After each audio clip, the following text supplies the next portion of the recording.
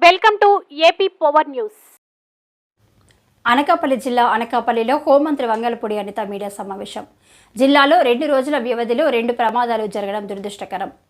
Essentia పరిశ్రమలో జరిగిన ప్రమాదం అతిపెద్ద ప్రమాదం జరిగిన 2 గంటలలోపే జిల్లా కలెక్టర్ ఎస్పీ సంఘటనా స్థలానికి చేరుకొని అన్ని శాఖలలో సమన్వయపరచుకొని ఎస్డీఆర్ఎఫ్ ఎన్డీఆర్ఎఫ్ సాయంతో రెస్క్యూ ఆపరేషన్ చేసి సకాలంలో గాయపడిన వారిని ఆసుపత్రికి తరలించడం వల్ల 15 మంది ప్రాణాలు కాపాడగలిగారు.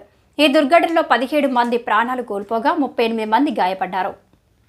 సకాలంలో రెస్క్యూ ఆపరేషన్ చేయకపోతే మరణాల సంఖ్య మరింత పెరిగి ఉండేది. సంఘటన జరిగిన గంటల సమయంలోనే ప్రజాప్రతినిధులు ఘటనా స్థలానికి చేరుకున్నారు. నేను కూడా విజయవాడ నుంచి రోడ్డు మార్గాన అర్ధరాత్రి 12 గంటలకి ఘటనా స్థలానికి చేరుకుని మరుసటి రోజు ఉదయం వరకు అక్కడే ఉండి సహాయక చర్యల్లో నిమగ్నమయ్యారు. ప్రమాద ఘటన జరిగిన 24 గంటల్లోపే మరణించిన వారికి ₹1 కోటి, తీవ్రంగా గాయపడిన వారికి 50 లక్షలు, పాక్షికంగా గాయపడిన వారికి 25 లక్షలు ముఖ్యమంత్రిగా ప్రకటించడం జరిగింది. ఆ మరుసటి రోజే మృతుల కుటుంబాలకు ₹1 చెక్కులను అందించాం. క్షతగాత్రుల అకౌంట్లో జీఎస్ ద్వారా నగదు జమ చేశాం. ప్రమాద ఘటన జరిగినప్పటి నుండి ముఖ్యమంత్రి నిత్యం అధికారులను సమన్వయపరుస్తూ తీసుకోవాల్సిన చర్యలపై ఎప్పటికప్పుడు సూచనలు ఇస్తూ మరుసటి రోజు మధ్యాహ్నం కల్లా వచ్చి ప్రమాదం జరిగిన తీరుపై ఆరా తీసి తదుపరి చర్యలు తీసుకోవడం కోసం అధికారులకు దిశానిర్దేశం చేశారు. అనకాపల్లి జిల్లాలో 269 పరిశ్రమల్లో వాటిలో 224 రెడ్ జోన్లు ఉన్నాయని, 24 ఆరెంజ్ జోన్లు ఉన్నాయని, రాష్ట్ర స్థాయి కమిటీలతో పాటు జిల్లా స్థాయిలో కూడా ఒక హై లెవెల్ కమిటీ వేసి పరిశ్రమలను నిత్యం పర్యవేక్షించేలా చర్యలు తీసుకుంటాం. ముఖ్యంగా పరిశ్రమలకు దగ్గరగా మల్టీ స్పెషాలిటీ హాస్పిటల్స్ ని ఏర్పాటు చేసి అందులో బర్నింగ్ వార్డ్స్ ఉండేలా చూస్తాం. ఇకపై ఏ పరిసర యాజమాన్యమైన నియమ నిబంధనలకు లోబడి ఉండాలని, ప్రమాదాలు జరగకుండా అందుబాటులో ఉన్న సాంకేతిక పరిజ్ఞానంతో ఉపయోగించుకోవాలని, లేని ఎడల పరిశ్రమ ముగించాల్సి వస్తుందని హెచ్చరించారు. కూడా పొల్యూషన్ కంట్రోల్ బోర్డు కూడా తగిన ఆదేశాలు జారీ చేసి వాళ్ళకి కూడా ఇన్స్ట్రక్షన్స్ ఇస్తున్నారు. ఈరోజు ఇవన్నీ కూడా 5 సంవత్సరాలు గాలి వదిలేసి ఈరోజు తగుదనమ్మా అని చెప్పి పరిగెట్టుకుంటూ వచ్చి అది కూడా ఏంటి పాపం ఇక్కడున్న ఎక్స్ మినిస్టర్ గారు బుజ్జగించే కార్యక్రమానికి వచ్చాడట. ఆయన పనిలో పని అని చెప్పి ఆ హాస్పిటల్కి వెళ్ళి వాట్ ఎవర్ ఇట్ మేబీ ఏదో రెస్పాన్సిబిలిటీ ప్రకారం వచ్చిన వాడికి అక్కడ ఏం జరిగింది, ఎలా ఉన్నది అని అడగాలి. కొన్ని మా మీద పడితే పడ్డాం, ఆ మంత్రుల మీద. ఆ కలెక్టర్ ఎస్పీ ఏం చేశారు?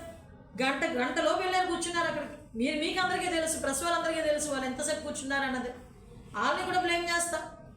అంటే విషయం ఏంటంటే ఎక్కడైనా ఏదైనా అవకాశం దొరికితే ఏదో రకంగా గవర్నమెంట్ మీద బురద జల్లాలి అన్న పరిస్థితి తప్పించి అంతకు మించి వేరేది ఏమీ కాదు. అంటే ఆయన మెంటాలిటీ అలాంటి, జగన్మోహన్ రెడ్డి మెంటాలిటీ అలాంటిది. కాబట్టి దయచేసి ఒకటి చెప్తున్నా, ఈ గవర్నమెంట్ ఎప్పుడు కూడా ఎవరికైనా ఇబ్బందులు కలిగితే చాలా ఫర్మ్గా యాక్ట్ చూసుకుంటుంది. ఎవరికి కూడా ఎటువంటి ఇబ్బంది లేకుండా చూసుకునే బాధ్యత తీసుకుంటుంది. ఈ రోజుకి కూడా ఇండస్ట్రీలో ఎన్ని లోపాలు ఉన్నాయంటే ఒక సేఫ్టీ ఆడిటింగ్స్ లేవు. సేఫ్టీ ఆడిటింగ్ జరిగిన తర్వాత పోనీ సేఫ్టీ ఆడిటింగే చేశారనుకోండి, సేఫ్టీ ఆడిటింగ్ జరిగిన తర్వాత మీ కంపెనీలో ఈ ప్రికాషన్స్ తీసుకోవాలి అని చెప్పిన తర్వాత ఆ ప్రికాషన్స్ తీసుకున్నట్టుగా కనీసం ఒక ఇన్స్పెక్షన్ కూడా జరగలేదు ఈ రోజు వరకు కూడా. సో రియాక్టర్స్ అన్నీ కూడా అవుట్డేటెడ్ అయిపోయినాయి. ఒక్కొక్క reactor cost 10 lakhs to 1 crore ఉంటుంది. రియాక్టర్స్ని కూడా వాళ్ళు తిరిగి ఇన్స్పెక్షన్ చేసి వాటిని మార్చే ప్రయత్నం చేయట్లే. ఈవెన్ అలారమింగ్ సిస్టమ్ ఉంటుంది, బజర్ సిస్టమ్ ఉంటుంది. ఏదైతే కెమికల్లో ఒకవేళ గ్యాస్ కనుక లీక్ అయితే ఇమీడియట్గా అలారమింగ్ వచ్చి మొత్తం అందరూ కూడా ఎలర్ట్ అవుతారు. ఫైర్ వస్తుంది అనుకునేటప్పుడు ఆ హీట్కే అలారమ్స్ మోగాలి. అలాంటి సిస్టమ్స్ ఏవి కూడా చాలా కంపెనీస్లో లేవు. ఈ రోజుకి కూడా పొల్యూషన్కి సంబంధించి చాలా ఇబ్బందులు పడే పరిస్థితి మనం ఉన్నాం. ఇవన్నీ కూడా స్ట్రీమ్లైన్ చేసుకుంటున్నాం. ఈరోజు అందరితో కూడా కూర్చొని మాట్లాడాం. కమింగ్ సూన్ ఒక హై లెవెల్ కమిటీ, ఒక ఇండస్ట్రియల్ వాళ్ళతోని, అదేవిధంగా అఫీషియల్స్తోని, ప్రజాప్రతినిధులతో ఒక కమిటీ ఏర్పాటు చేసుకొని ఇమీడియట్గా ఇలాంటివి ఎక్కడ జరగకుండా చూసుకునే బాధ్యత గవర్నమెంట్ తీసుకుంటుందని మీ అందరికీ కూడా తెలియజేసుకుంటూ, అవాస్తవాలు అబద్ధాలు చెప్పడం అన్నది జగన్మోహన్ రెడ్డికి ఏదో అంటారు కదా వెనతో పెట్టిన విద్య. అలాంటివన్నీ మానుకుంటే ఆ కనీసం తర్వాత 11 మిగులుతాయి. టోటల్ ఫ్యాక్టరీస్ రెడ్ జోన్స్ ఎన్ని ఉన్నాయి madam? Total red zones 224 red జోన్స్లో ఉన్నాయండి. యాక్చువల్లీ ఈరోజు 269 అరౌండ్, మిగతా 24 ఆరెంజ్ జోన్లో ఉన్నాయి.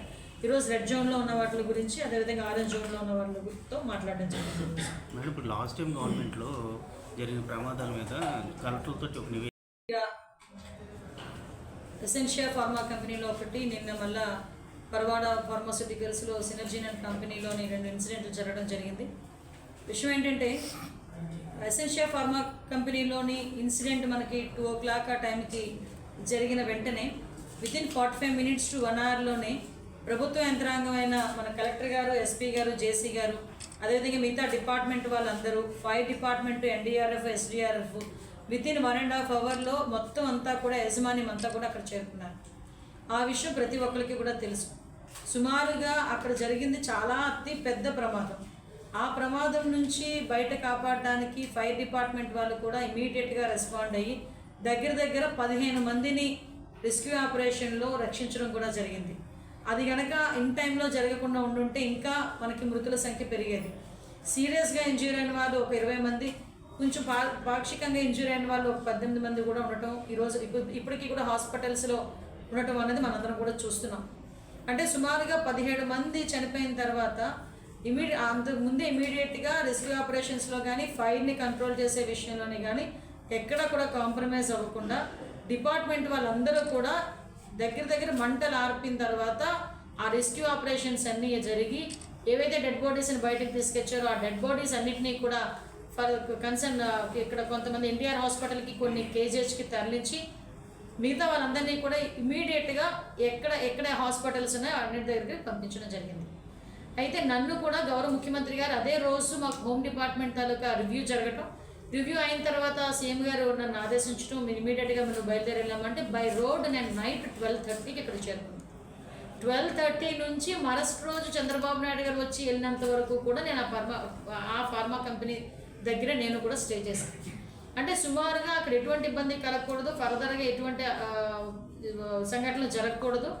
అక్కడ జరిగిన వాటికి వాళ్ళకి సహాయ చర్యల్లో పాల్గొనాలి. నెక్స్ట్ డే సీఎం గారు వస్తానన్నారు. ఆ ప్రోగ్రామ్ కూడా మనం ఒకసారి దగ్గరుండి సార్కి అన్ని చూపించాలి, ఎక్స్ప్లెయిన్ చేయాలని ఒక మంత్రిగా ఉన్న నేను, కొనతాల రామకృష్ణ గారు మాతో పాటు ఎర్లీ మార్నింగ్ 5 o'clock వరకు మాతో పాటు ఉన్నారు. నేను ఎందుకు ఇవన్నీ చెప్తున్నానంటే నిన్న పులివెందుల ఎమ్మెల్యే గారు ఇక్కడికి వచ్చారు. వచ్చి ఉషా ప్రైమ్ హాస్పిటల్లో ఉన్న వాళ్ళని సందర్శించి బయటకు వచ్చి ప్రభుత్వ యంత్రాంగం పట్టించుకోలేదు, అధికారులు ఎవరు రాలేదు, మంత్రులు ఎవరు రాలేదు, మంత్రులు ఎవరు స్పందించలేదు. అంటే ఇది సాక్షి టీవీ కాకుండా మిగతా ఛానల్స్ కూడా చూస్తే అసలు ఎవరు వచ్చారు అక్కడికి, ఎవరు స్పందించారు, ఎందుకు ఇమీడియట్గా ఏ సహాయ చర్యలు తీసుకున్నారన్న సంగతి తెలియకుండా ఏదో మైకులు పెట్టారే కదా, నాకు ఏదో సవాల్ మీద పేరలు వెళ్ళుకునే టైం వచ్చింది కదా, నేను వచ్చి మాట్లాడతాను అనుకుంటే కనుక అవ్వదు కదా. ఈరోజు మేమందరం అంత సిచ్యువేషన్స్లోనూ కూడా ఫైర్ డిపార్ట్మెంట్ వాళ్ళు లాంటి వాళ్ళు కూడా వచ్చి 15 మందిని కాపాడటం, ఎన్డీఆర్ఎఫ్, ఎస్డీఆర్ఎఫ్ వాళ్ళన్నీ కూడా క్లియర్ చేయటం, ఎక్కడ ఎటువంటి ఇబ్బంది లేకుండా కనీసం పబ్లిక్ ఏదైనా మళ్ళా కోపాలకి గురి కాకుండా వాళ్ళని కన్విన్స్ చేసుకొని ఇన్ని మేమందరం కూడా చేసి అది కూడా ఏంటి యాజమాన్యం స్పందించలేదు. యాజమాన్యానికి సంబంధించి ఎవరు కూడా మా దగ్గరికి రాలేదు. అయినా కూడా ఇమీడియట్గా గవర్నమెంట్ అంతమంది చనిపోయిన వాళ్ళు ఉన్నారని గవర్నమెంట్ గబగబా స్పందించి అన్నీ చేసి చంద్రబాబు నాయుడు గారు కూడా ఆ కుటుంబాలకి ₹1 కోటి కాంపన్సేషన్ కూడా అనౌన్స్ చేసి ఇమీడియట్గా ఎవరికైతే తీవ్రంగా గాయపడిన వాళ్ళకి 50 లక్షలు, అదేవిధంగా పాక్షికంగా గాయపడిన వాళ్ళకి 25 లక్షలు కూడా అనౌన్స్ చేయడం జరిగింది. అదే కాకుండా చంద్రబాబు నాయుడు గారు గౌరవ సీఎం గారు ఓ పక్క నుంచి మన డిప్యూటీ సీఎం పవన్ కళ్యాణ్ గారు ఎవ్రీ టైం మానిటర్ చేస్తూ అర్ధరాత్రి వరకు మానిటర్ చేస్తూ నెక్స్ట్ డే మార్నింగ్ అంత వర్షంలోని కూడా ముందు మెడికవర్ హాస్పిటల్కి కేజీహెచ్కి వెళ్ళి వాళ్ళని పరామర్శించి మళ్ళా సీన్లోకి వచ్చారు. ఎక్కడైతే బ్లాస్ట్ జరిగిందో ఆ బ్లాస్ట్ జరిగిన ప్లేస్కి చంద్రబాబు నాయుడు గారు గౌరవ సీఎం గారు వచ్చారు. అక్కడికి వచ్చి మొత్తం అంతా పరిశీలించి అక్కడ ఉన్న అఫీషియల్స్ అందరితో కూడా రివ్యూ ఏర్పాటు చేసి తర్వాత పబ్లిక్ అడ్రస్ చేసి ప్రెస్కి అడ్రస్ చేసి తర్వాత అక్కడ నుంచి ఆయన బయటికి వెళ్ళేటప్పుడు కూడా ఇమీడియట్గా కాంపన్సేషన్స్ అందరికీ అందాలి అని చెప్పి ఆదేశాలు జారీ చేసి పంపించడం జరిగింది. 24 గంటలు గడవక ముందే ఆయన అనౌన్స్ చేసిన 24 గంటలు గడవక ముందే ₹1 కోటి పరిహారము ప్రతి ఒక్క మృతుని కుటుంబానికి కూడా వెళ్ళింది. అతను మళ్ళీ అనౌన్స్ చేసి ఆయనకి 24 గంటలు కాకముందే ప్రతి ఒక్కరికి అకౌంట్లోకి డబ్బులు వెళ్ళింది. మేము చెక్కులు తీసుకెళ్ళి ఇవ్వడం కాదండి.